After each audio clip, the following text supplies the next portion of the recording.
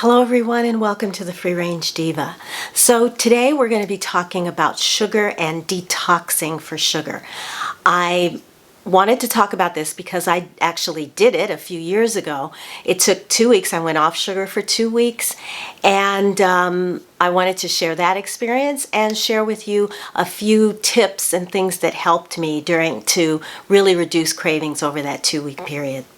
Hi guys, I'm just jumping in for a second because I just wanted to clarify that I am talking about, when I say sugar, I'm talking about processed, refined sugars like that you would get in desserts, like cakes and candies and things like that. I'm not talking about whole sugar that occurs in whole foods, like in fruits or vegetables or other things. So I just wanted to make sure that that's that we're on the same page when I talk about sugars. Also, if you're on a low sugar diet, then of course you're going to want to follow the guidance that you've been given by your doctors and nutritionists and things like that.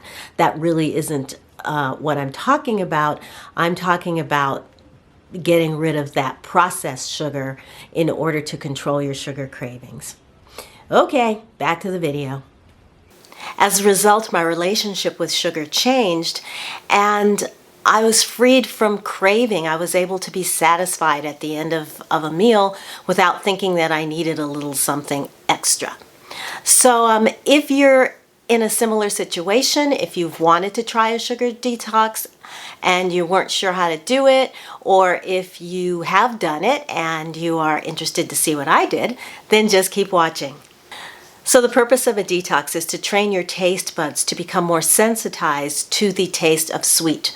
There are 5 tastes that we can perceive: salty, sweet, sour, bitter, and umami. And we can become desensitized to one or another if we are exposed to too much of it. For example, in our prepared food supply, there is a lot of salt that is used. And so if you eat a lot of processed foods, it's going to require more and more salt for the flavor of salt to register.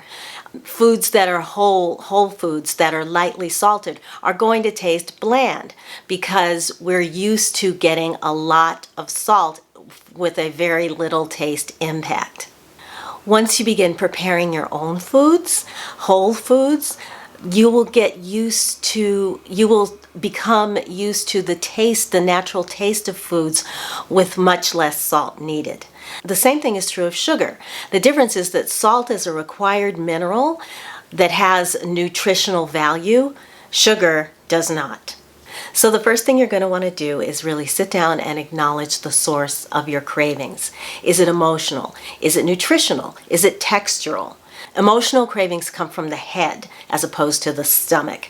It's not like you're hungry for nutrition or calories or food. You're hungry for something specific.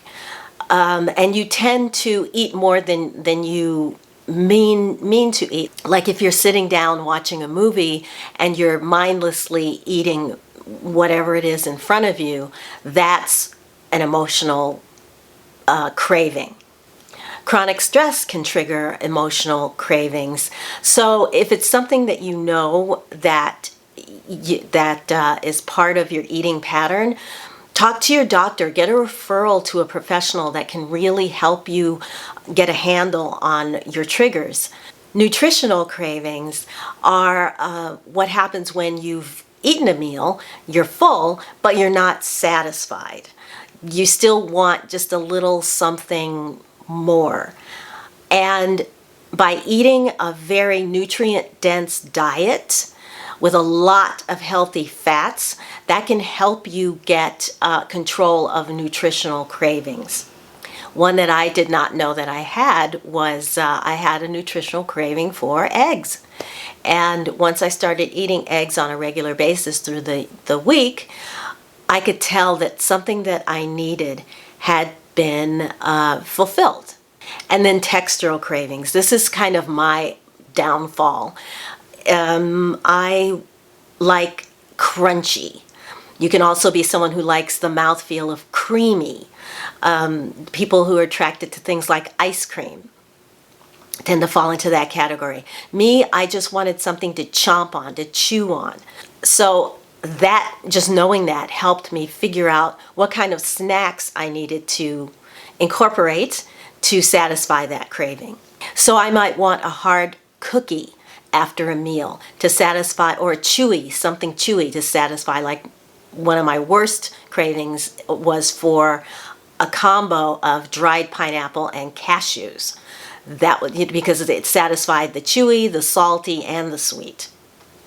Another of my weaknesses was my morning cup of coffee. I want sugar in it, and I was not able to drink it black. So what I did during that 2-week period is I drank, in the first thing in the morning, I would drink bone broth, tea, or more often than not, hot water, really hot water.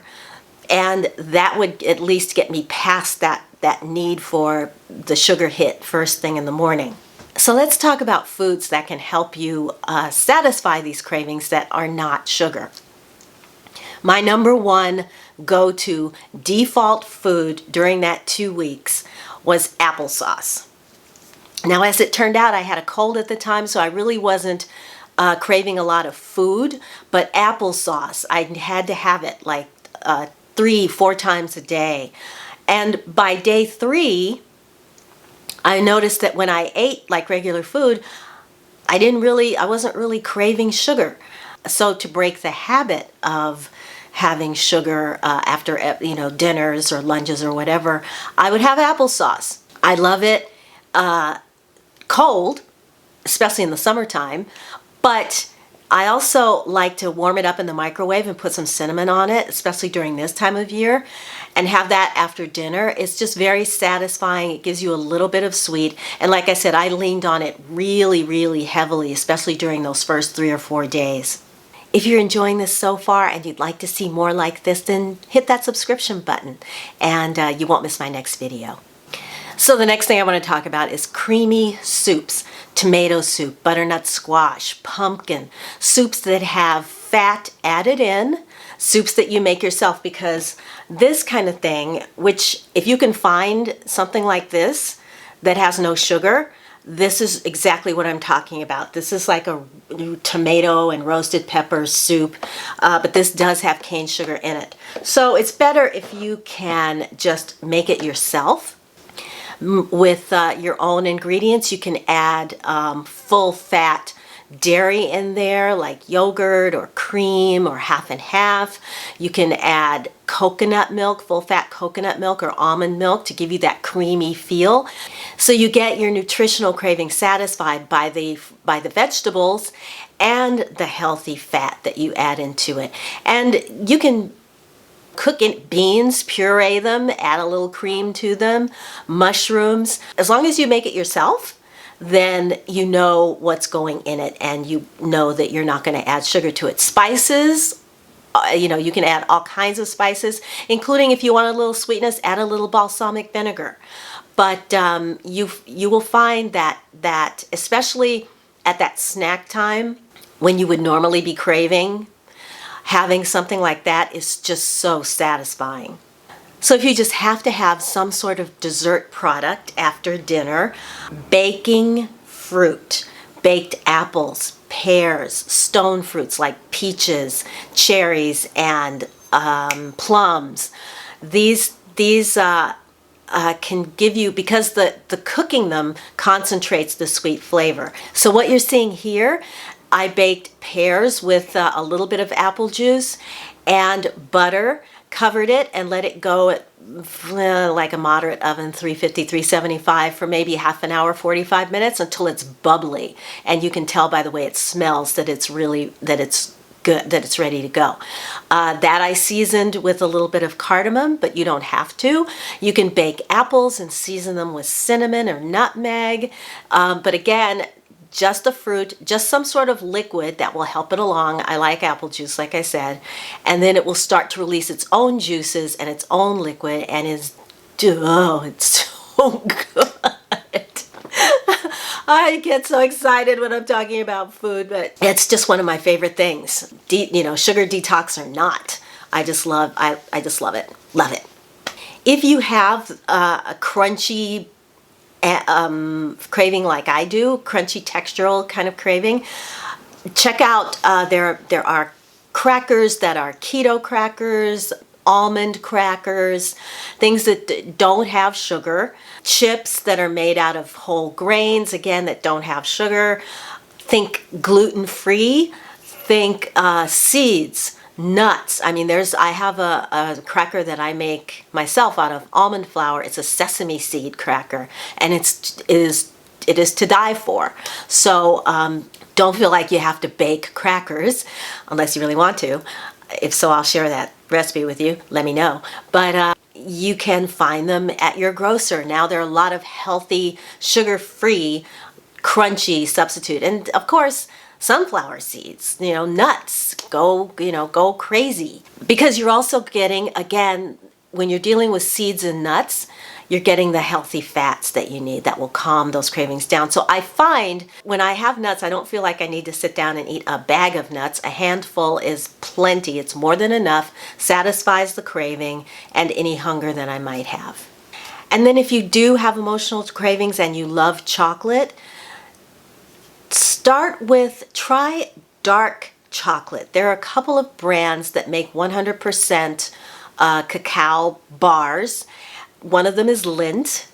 Another is called, let me just check here, Absolute Black. That's the name of the other one that I saw, and I was like looking around for sugar-free dark chocolates. And you can, if you Google sugar-free, what you'll end up getting is a lot of sugar substitutes, which we do not. That's sort of a cardinal rule of the sugar detox is don't use sugar substitutes, because they play a trick on your brain, making you think that you're eating something sweet, when what you want to do is stop telling your brain that something sweet is coming. You want to have your brain be satisfied if it's not getting anything sweet. And like I said, 2 weeks, and at the end of that 2 weeks, if you do it, then get back to me and tell me what your experience was. Tell me how you're feeling. I can tell you that I felt great. I lost weight, wasn't trying, and it was nice to be able to sit down and have a meal and say, yeah, I don't really feel like having a cookie or ice cream or anything. I'm perfectly happy just having a cup of tea or a glass of wine or something, and that's it. And let me tell you something else that happened. The idea of eating something sugary, to me now, like a glazed donut, is absolutely nauseating. I can't, even the smell. And I was a Krispy Kreme girl. I love me some Krispy Kreme. But the smell of Krispy Kreme or any other kind of sugary just makes me nauseous. I can't, the thought of eating is just disgusting. So that could be you too. After you've been off sugar for a while. You'd be surprised. We started in this house several years ago when my mother was diagnosed with high blood pressure.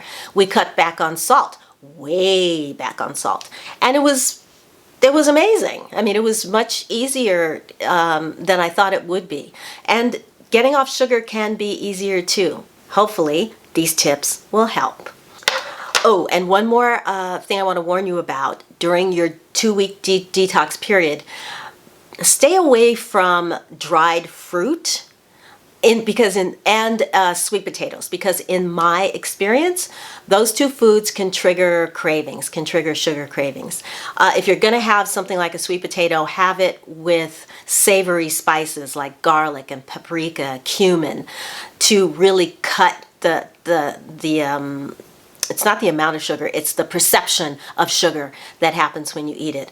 I cannot have dried fruit really at all. They will trigger, even to this, a couple of weeks ago, I got some raisins and some cashews, and I thought, oh, I have a little bit of this.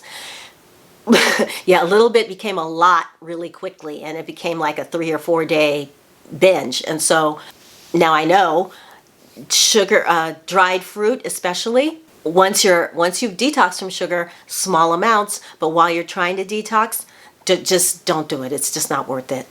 So that's going to wrap it up for me today. Thank you so much for watching. If you enjoyed this video, if you found it helpful or interesting, then please give it a thumbs up. And if you haven't subscribed, I would love it if you did. I put out videos every Friday, and if you hit the notification bell, you won't miss a one of them. So until I see you again in that next video, I'm wishing you a wonderful day, a wonderful week. Take good care of yourselves, and I will talk to you again very, very soon. Bye!